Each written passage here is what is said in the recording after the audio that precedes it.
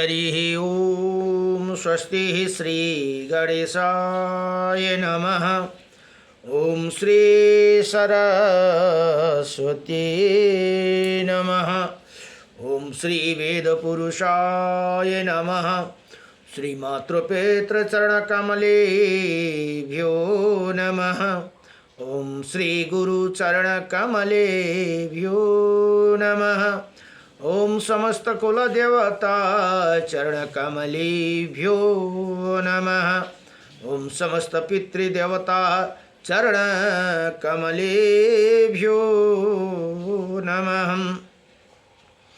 कृष्णं नारायणं वन्दे कृष्णं वन्दे व्रजप्रियं कृष्णं द्वैपायनं वन्दे कृष्णं वन्दे पृथासुतं वासुदेवं सुता देवकंसचारुणमर्दनं देवकी परमानन्दं कृष्णं वन्दे जगद्गुरुं मुकुं करोति वाचालं पंगुं लंघयते गिरिं यत्कृपातमहं वन्दे परमानन्दमाधवं कस्तूरितिलकं ललाटपटले वक्षस्थले कौस्तुभं नासाग्रे परमौक्तिकं करतले वेणुकरे कङ्कणं सर्वाङ्गे हरिचन्दनसुललितं कंठे च मुक्तं बले गोपास्त्री परिवेष्टितो विजयते गोपालचूडामणि वंशी विभूषितकर्णं नवनीरदावात पीताम्बरदारुणाभिमा फलधरोष्टः पूर्णेन्द्रसुन्दरमुख अरविन्द्रनेत्रात् कृष्णात्परं किमपि ततोऽहं न जाने। हरि ओम जय जय श्री राधे जय जय श्री राधे मेरी स्वामिनी मैं राधे जो की दास जन्म जन्म दीजियो मोहे श्री चरण कुबास जन्म जन्म दीजियो मोहे श्री वृंदावन को वास नारायणं नमस्कृत्यं नरं चैव नरोत्तमं देवीं सरस्वतीं व्यासं ततो जयमुदीरयेत्। ओम श्री परमात्मने नमः। गुरुर्ब्रह्मा गुरुर्विष्णुः गुरुर्देव महेश्वरः गुरुर्साक्षात् परं ब्रह्म तस्मै श्री गुरुदेव नमः। हरि ओम अखंडमंडलकारकं व्याप्तयनं चराचरं तत्पदं दर्शितं मीडं तस्मै श्री गुरुदेव नमः। हरि ओम तस्मै श्री गुरुदेव नमः। गुरु कै चरण मेरु काशी प्रयाग सदा चरण को बास मिलो सदा चरण को बास मिलो ब्रजरस को मुरली धुन त्यो मनमा सदा मेरो गुंजी रहो ब्रजरस को मुरली धुन त्यो मनमा सदा मेरो गुंजी रहोस्। गुरु कै चरण मेरो काशी प्रयाग सदा चरण को बास मिलो प्रेय गुरु कै चरण को चरणामृतले सकल शरीर यो भीजी रहोस्।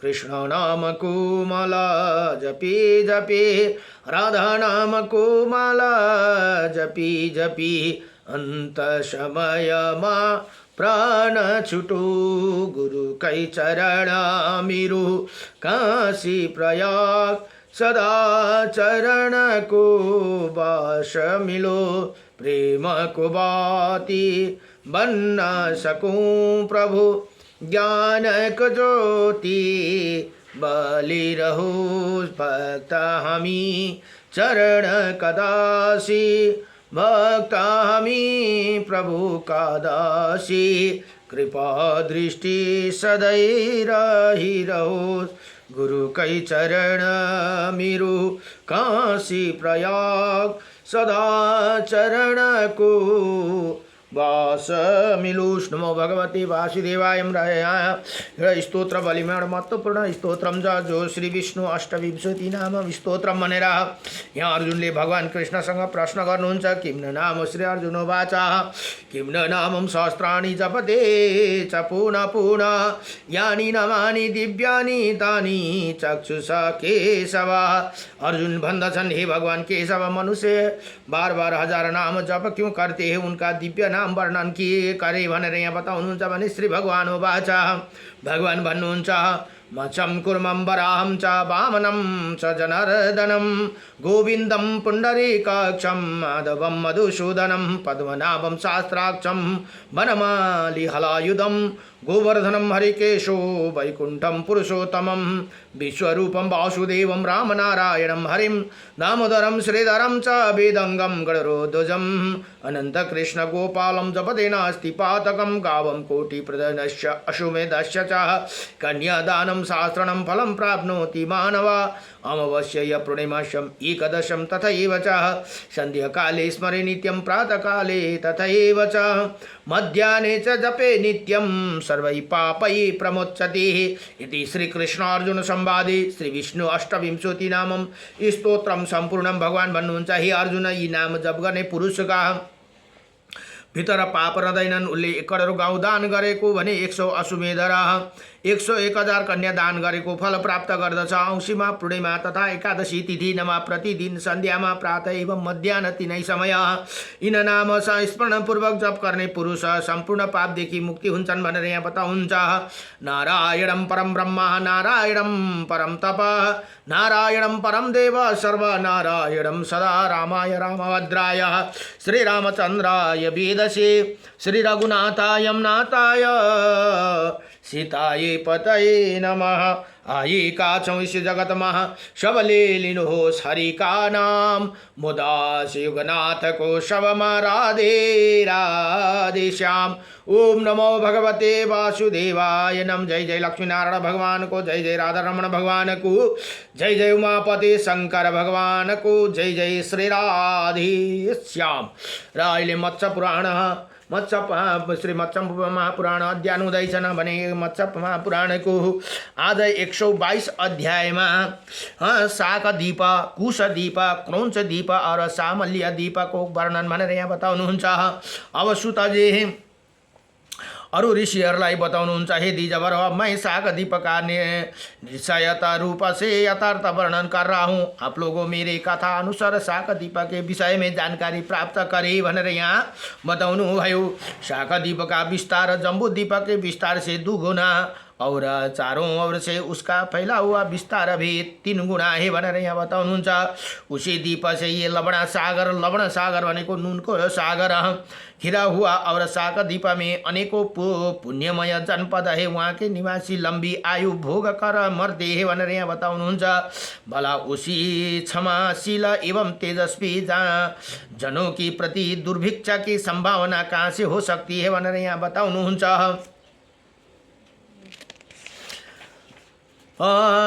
इसी दीप में भी मणियों से विभूषित श्वेत रंग के 7 पर्वत है। शाकदीप आदि तीनों दीप में 7 पर्वत है जो चारों दिशाओं में सीधे फैले हुए और यही वही वर्षा पर्वत कहलाते हैं भनेर यहाँ बताउनु भयो। हे रत्नकाराद्रि नाम वाले वर्षा पर्वत उच्च शिखर से युक्त तथा वृक्षों से संपन्न है। ये दीप विस्तार परिमाण की समानता से चारों दिशाओं के फैले हुए हैं भनेर यहाँ बताउनु भयो। एक और क्षीर सागर तथा दूसरी और लवण सागर, एकपट्टि दूधको सागर अर्कोपट्टि लवण सागर तक पहुँच गए। अब मैं शाकदीप के 7 दिव्य महापर्वतों यो शाकदीप को 7 पर्वत भनेर यहाँ बताउनुहुन्छ। वर्णन कर रहा हूँ उन्हीं में पहले पर्वत जो सागदीप में पर्दछ त्यो पर्वत हो मेरु। मेरु कहा जाता है जो देवों ऋषियों और गंधर्वों से सुशोभित है भनेर यहाँ बताउनुहुन्छ। सुवर्णमय पर्वत पूर्व दिशा में फैले हुए उसका दूसरा नाम है उदयगिरी है। वो वहीं गो मेघा गण वृष्टि करने के लिए आते हैं और जल वर्षा कर चले जाते हैं भनेर यहाँ बताउनु भयो। उसके पार्श्वभाग में संपूर्ण औषधीय से संपन्न जलधारा नाम का अत्यंत विशाल पर्वत है। वहाँ चंद्र नाम से भी विख्यात है। उसी पर्वत से इंद्र नित्य अधिक से अधिक जल ग्रहण करते ही भनेर यहाँ बताउनु भयो। वहाँ महान समृद्धिशाली नारद नाम का पर्वत है जो दुर्गाशैल भी कहते हैं। पूर्व काल में ये दोनों नारद और दुर्गाशैल पर्वत यही उत्पन्न हुए थे भनेर यहाँ बताउनु भयो। उसके बाद श्याम नाम का अत्यंत विशाल पर्वत है जहाँ पूर्व काल में सारी प्रजा श्यामल लता की प्राप्त हो गई थी। श्याम पर्वत के सुदर्श काले रंग वाले वही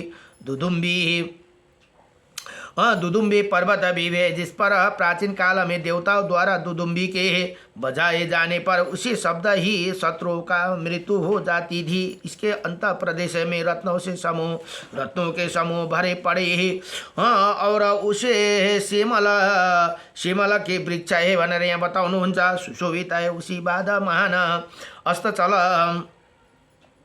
अस्ताचल जो रत्नमय रजतमय है उसी सोम का भी का कहते इसी पर्वत पर पूर्व काल में गरुड़ ने अपनी माता के हितार्थ देवताओं द्वारा संचित किए गए अमृत का अपहरण किया था भनेर यहाँ बताउनुहुन्छ जो सामल्य द्वीप से।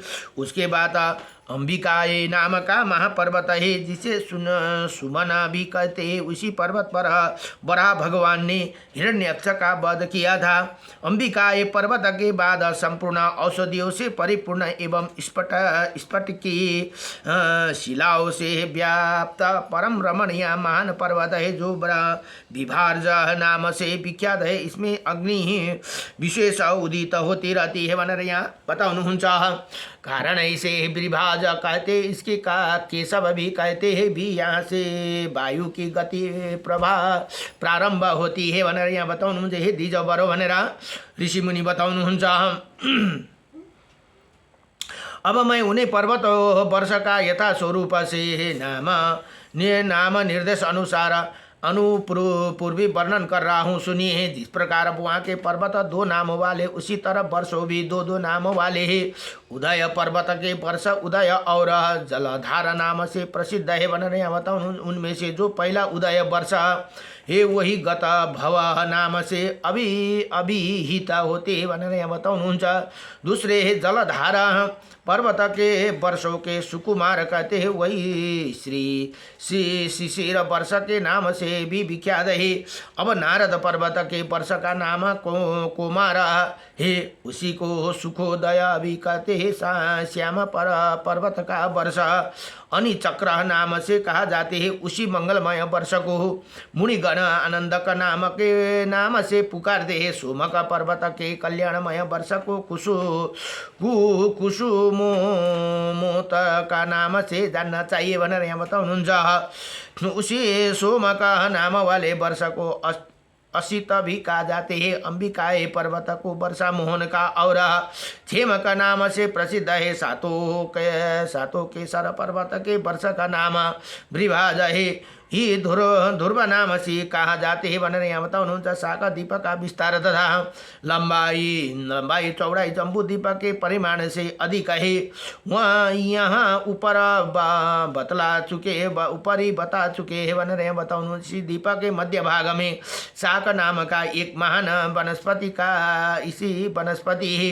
इसी द्वीप को प्रजाएं महापुरुष का अनुगमन करने वाली है। इन्हें वर्षों में देवता गंधर्व सिद्धि और चारण विहार करते हैं। उनकी और रमणीयता देखते हुए प्रजाओं के साथ क्रिया करते हैं। इसी द्वीप में चारों वर्ण की प्रजाओं से संपन्न सुंदर जनपद है।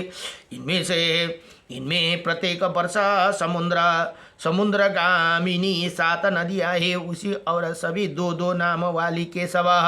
केवल गंगा 7 प्रकार की बतलाई गई जाती है। मंगलमय एवं पुण्यशीलता पुण्यशिला प्रथम गंगा सुकुमारी नाम से कहा जाती है। यही नदी अनुताता नाम से भी प्रसिद्ध है। दूसरी गंगा तप सिद्धि है, सुकुमारी है। यही सती नाम से भी प्रसिद्ध है। तीसरी गंगा नंदा और पावनी नाम से विख्यात। चौथी गंगा शिवा की है और इन्होंने दीप दुविधा भी कहा जाती है। और इच्छुक को पांचवी गंगा समझना चाहिए। उसी प्रकार पुनः इन्हें कुहू भी कहते हैं। बना रहे यहाँ बताउनु भयो बताउनु भयो। छठी गंगा वेणुका और अमृता नाम से प्रसिद्ध है। सातवीं गंगा सुकृता और गभस्ती कहा जाते हैं। कल्याणमय जल में परिपूर्ण एवं महान भाग्यशालिनी सातों गंगाएं शाक दीपक के प्रत्येक वर्ष के सभी प्राणियों को पवित्र करती होती। दूसरे बड़े बड़े नदा नदियाँ और सरोवर भी इन्हें गंगा की धाराओं में आकर मिलती है, जहाँ जिसके कारण ये सभी अथाह जल बहाने वाली इन्हें जल ग्रहण कर इंद्र वर्षा करते हैं। बन रहे यहाँ बताउनु भयो। उन सहायक नदियों का नाम और परिमाण की गणना नहीं की जा सकती है। सभी श्रेष्ठ नदियाँ पुण्य तो यह है, इनके तट पर निवास करने वाला जनपदवासी सदा हर्षपूर्वक इनका जल पीते। उनका तट पर स्थिति शांतिमय, प्रमोद, शिव, आनंद, सुख, क्षेमक और नव ये 7 विश्व विख्यात देश है। यहाँ वर्णन और आश्रम के धर्मों का सुचारू रूप से पालन होते हैं। यहाँ के सभी निवासी निरोग, बलवान और मृत्यु से रहित होते हैं। उन्होंने अवसपीणी अधोगामिनी तथा उत्साहपर्णी ऊर्ध्वगामिनी क्रिया नहीं होती है। वहाँ कहीं कहीं भी चारों युगों द्वारा की गई युग व्यवस्था नहीं है। वहाँ सदा त्रेता युग के समान ही समय वर्तमान रहते हैं। बन रहे यहाँ बताउनु भयो। अब ये शाक दीपा आदि ये 5 दीपों से ऐसे ही दशा जानना चाहिए, क्योंकि देश में विचार से ही काल की स्वाभाविक गति जानी जाती है। बन रहे यहाँ बताउनु भयो। उन दीपों में कहीं भी वर्णन एवं आश्रम जन्य संकर नहीं पाए जाते। इसी वर्ण आश्रम संकर नहीं पाया जाते। इसी प्रकार धर्म का परित्याग नहीं करने के कारण वहाँ के प्रजा एकांत समूह का अनुभव करती है। उसी में ना तो माया छल कपट है, न लोभ तब भला, ईर्षा, असूया और भय कैसे हो सकती है। बन रहे हैं बताउनु भयो। उनमें धर्म का विपरिया भी नहीं देखा जाता है। धर्म तो उनके लिए स्वाभाविक कर्म माना गया है। उन पर काल का कोई प्रभाव नहीं पड़ते है। वहाँ त्यो जगह में जुन दीप में सामान्य दीप में वहाँ तो दंड का विधान है, कोई न दंड देने वाला ही है। वहाँ के निवासी धर्म के ज्ञाता है और वहाँ स्वधर्म अनुसार परस्पर एक दूसरे की रक्षा करते रहते हैं। बन रहे यहाँ बताउनु भयो। अब कुश नाम का दीप है, अत्यंत विशाल मंडल वाले से उसके चारों ओर नदियाँ जल प्रभावित होती रहती है। वहाँ का बादल सुदर्शन रंग वाले संपूर्ण धातुओं से युक्त होने के कारण रंग बिरंगे तथा मणियों के मूंगों से वशीभूत पर्वत द्वारा घिरा हुआ, उसे चारों ओर विभिन्न आकार वाले रमणीय जनपद तथा फूल से लदे हुए वृक्ष के समूह शोभा मान होते। वहाँ धन धान्य से परिपूर्ण, वहाँ सदा पुष्पों के फलों का युक्त रहते ही। उनमें से सभी प्रकार के रत्न पाए जाते हैं। वह सर्वत्र ग्रामीण एवं जंगली पशुओं से भरा हुआ उसी कुश दीप का संक्षेप में अनुपूर्वी वर्णन सुनिए। अब मैं तीसरे क्रौंच कुश दीप का कुशदीप का संक्षेप में अनुपूर्वी वर्णन सुनिए भनेर यहाँ बताउनु भयो। अब मैं तीसरे कुशदीप का समग्र रूप से वर्णन कर रहा हूँ। कुशदीप में क्षीर सागर चारों ओर से घिरा हुआ है। ये शाकदीप के 2 गुना विस्तार वाले युक्त है। वहाँ के भी रत्नों का खानों से युक्त 7 पर्वत जानना चाहिए, यानी कि नदियाँ अभी रत्नों के भंडार है। अब मुझसे उनका नाम सुनो। जैसे शाकदीप में सभी पर्वत और नदियाँ को नाम थे, वैसे ही यहाँ का भी पर्वत एवं नदियाँ 2 नाम वाली। पहला सूर्य के समान चमकीला कुमद नाम का पर्वत है। वही पर्वत विद्रुमोचन्य नाम से भी कहा जाते हैं। यही दूसरा पर्वत उन्नत नाम से विख्यात है।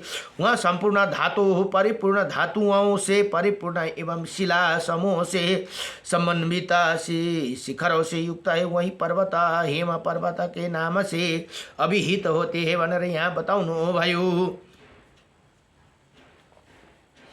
अब यह तीसरा पर्वत बलाह का पर्वत है, जो अंजन के समान काला है और वो अपने हरितालमय शिखरों से सर्वत्र दीपक को आवृत किए हुए यही पर्वत धुतिमान नाम से भी पुकारे जाते हैं। चौथे पर्वत द्रोण और इसी महान गिरी पर विश्व कल्याणकारी और मृत्यु संजीवनी आदि महाबलवती ही औषधियाँ पाई जाती हैं। वही महान समृद्धि वाली समृद्धिशाली पर्वत पुष्पबाण नाम से विख्यात। उनमें 5 कंकु पर्वत ही जो सारयुक्त पदार्थों से संपन्न है। इसी पर्वत को कुशेशया भी कहते हैं। वहाँ 6ठा महिषी पर्वत है, जो मेघ के सुदर्श काला है और दिव्य पुष्प एवं फलों से युक्त तथा दिव्य वृक्षों से संपन्न। वहीं पुनः हरि नाम से विख्यात है। उसी पर्वत पर महिषी नाम का अग्नि और जल से उत्पन्न हुआ है निवास करते हुआ 7 पर्वत के कुकुधान कहा जाते हैं। उसी को मंदर जानना चाहिए। वहाँ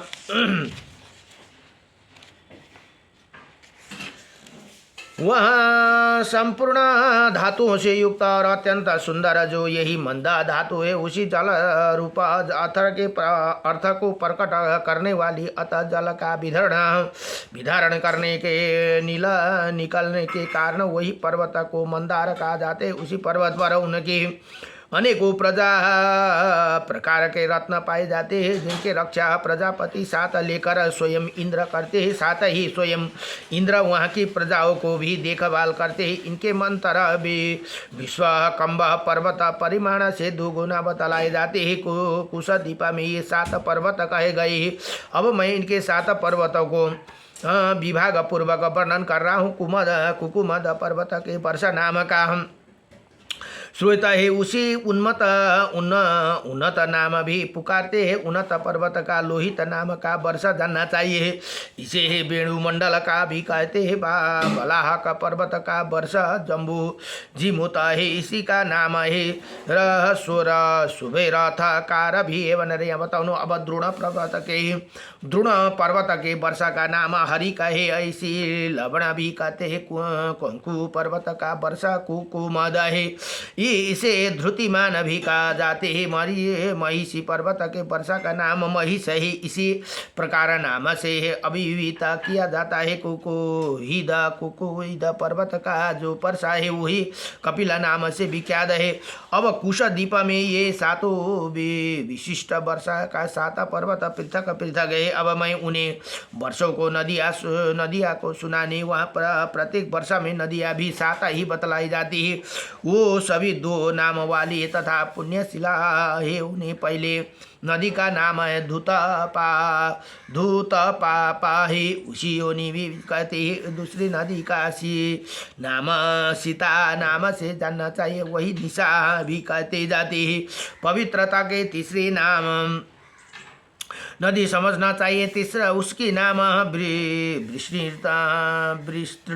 विस्तृणा भी है। चौथी हादानी नाम से पुकारी जाती है। ये चंद्रमा नाम से भी प्रसिद्ध है। पांचवें नदी भी विधुता कहते हैं। ये शुक्ला नाम से भी अभिहित होती है।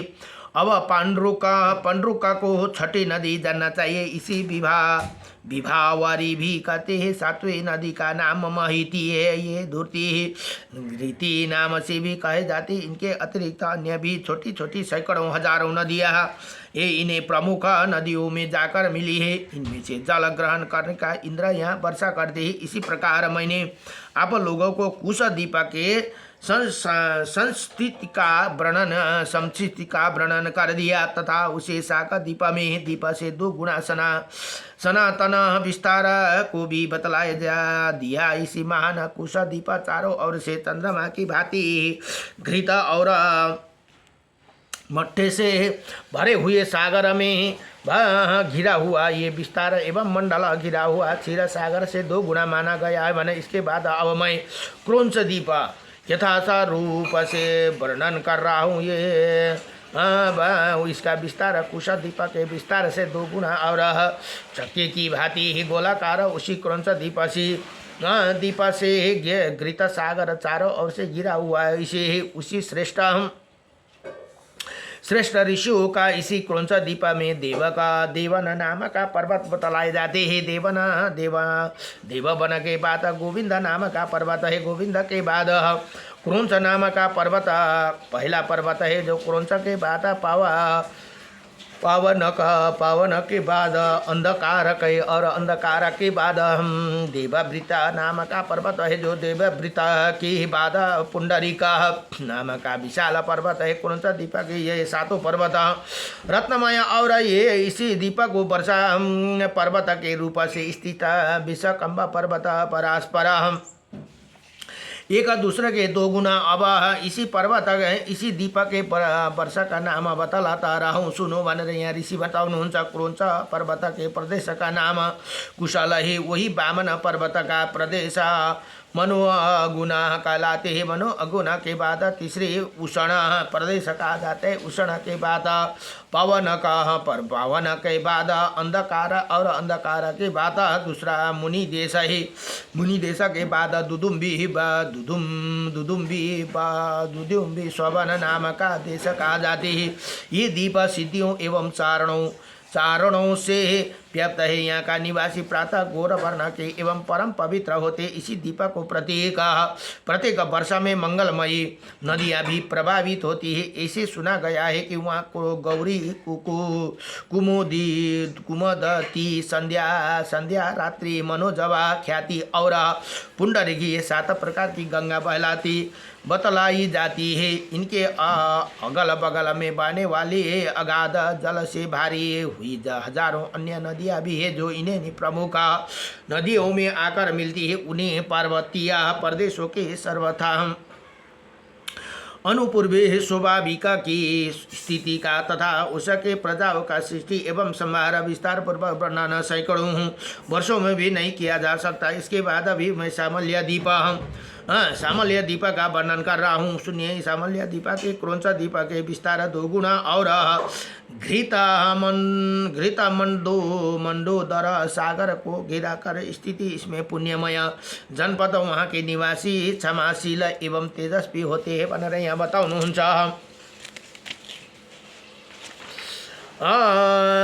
तथा वो दीप दीर्घायु उपभोग करके मृत्यु को प्राप्त होते हैं। इसे वहाँ अकाल की कोई संभावना नहीं होती है। वहाँ पहले पर्वत का नाम सुना सुवर्ण आय जो सूर्य के समान चमकीला होने के कारण पीले रंग के। उसके बाद दूसरा कुंभमय नाम का पर्वत है। उसके दूसरा नाम है सर्वमुख। वहीं दिव्य औषधियों का संपन्न तीसरा स्वर्ण संपन्न एवं भ्रमण को पंखे समान रंग वाले रोहित नाम का विशाल पर्वत के यहाँ पर्वत श्रेष्ठ दिव्य सुमना पर्वत का देश कुशल एवं दूसरे सर्व सुख पर्वत का देश सुखोदय और जो सभी सुखों का उत्पन्न करने वाला तीसरे रोहित पर्वत का प्रदेश रोहिणी नाम से विख्यात है। वहीं अनेकों प्रकार के रत्न खान। ये दिन का रक्षा प्रजापति साथ लेकर स्वयं इंद्र करते हैं और वही प्रसन्नता पूर्वक वहाँ की प्रजाओं के लिए कार्य का विधान करते हैं। वहीं ना तो मेघ वर्षा करती है, ना तो शीत एवं उष्ण ही अधिकता रहती है। इन तीनों द्वीपों में वर्ण आश्रम की चर्चा चलती है, अर्थात यहाँ वर्ण आश्रम में पूर्ण रूप से प्रचार है। ना यहाँ ग्रह गण और ना चंद्रमा और ना यहाँ का निवासियों को ईर्षा असूया और भय हो देखा जाते हैं। वहाँ का पर्वतों से झरते हुए जल ही वह अन्न के उत्पादक है। उनके निवासियों के लिए षष्ठ रस युक्त भोजन स्वयं ही प्राप्त हो जाते हैं। उसी ना तो उच्च नीचे का भाव है, ना लोभ है, ना वही परिग्रह दान लेने की प्रवृत्ति है और निरोग एवं बलवान होते हैं तथा एकांत सुख का उपभोग करते हैं। लोग 30,000 वर्षों तक मानसी सिद्धियों को प्राप्त होकर सुख दीर्घायु सुंदर एवं धर्म और ऐश्वर्य के उपभोग करते हुए जीवन यापन करते हैं। कुशा क्रौंच और सामल्य ये तीनों द्वीप में यही स्थिति समझना चाहिए कि इसी प्रकार ये तीनों द्वीप के शुभमय विधि का वर्णन करता चुका हूँ। मैंने यहाँ बताऊँ भाइयों। अब इस सामल्य द्वीप का मंडल घेरा 2 गुने परिमाण वाले ही सुरोद सागर से चारों ओर चक्र की भांति गोलाकार घिरा हुआ है भनेर यहाँ बताउनु भयो। यदि भनेर श्री मत्स्य महापुराण को भुवन कोश वर्णन प्रसंग में नामका 122 अध्याय संपूर्ण भयो। नमः भगवते वासुदेवाय कृष्णाय वासुदेवाय हरे परमात्मने नमः प्रणत क्लेशनाशाय गोविंदाय नमो नमः कृष्णाय वासुदेवाय हरे परमात्मने नमः प्रणत क्लेशनाशाय गोविंदाय नमो नमः श्री कृष्ण गोविंदा हरे मुरारी हे नाथ नारायण वासुदेवम अनंत वैकुंठ मुकुंद कृष्ण गोविंद दामोदर माधवेति। नमो भगवते वासुदेवाय हरे परमात्मने नमः प्रणत क्लेशनाशाय गोविंदाय नमो नमः। अब भोलि को प्रसंग में यहाँ गोमेद दीप और पुष्कर दीप का वर्णन भनेर यहाँ बताउनु भयो। नमो भगवते अस्ति जम्बू दीप को पहिले आयो, त्यहाँदेखि आज 3 दीप 4 5 6 7वटा जम्मा दीप छन् भनेर यहाँ बताउनु हुँदैछ। नमो भगवते अब गोमद और पुष्कर दीप भने गोमद पुष्कर। ओम नमो भगवते वासुदेवाय ओम नमो भगवते वासुदेवाय। 1 2 3 4 5 6 यहाँ आजको प्रसङ्गमा सागदीप कुशद्वीप क्रौञ्चद्वीप और सामल्य द्वीप भने अस्तित्व जम्बू द्वीप हाम्रो यो खण्ड चाहिँ जम्बू द्वीपमा पर्दछन्। नमो भगवते वासुदेवाय नमः कृष्णाय वासुदेवाय हरे परमात्मने